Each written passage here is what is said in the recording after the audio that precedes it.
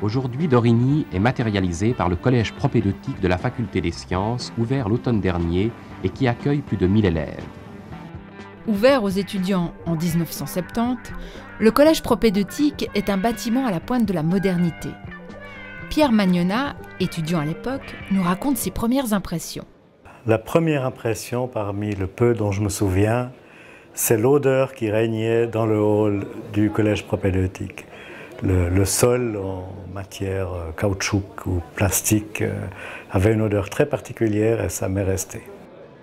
On retrouve ici les auditoires classiques, 4 auditoires de 300 places, tous équipés d'une cabine de projection avec projecteur pour cinéma et diapositives, d'épidiascope et d'un projecteur iodophore.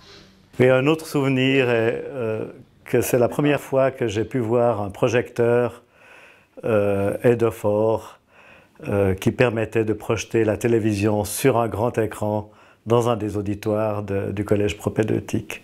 Et on a pu y voir des courses de ski. Je me rappelle d'avoir vu Gustavo Teuny en très grand sur un de ces écrans. À la base, il n'était certainement pas destiné à ça. Devant une telle richesse d'audiovisuel, on a renoncé aux fenêtres. Aucune lumière du jour n'éclaire les auditoires.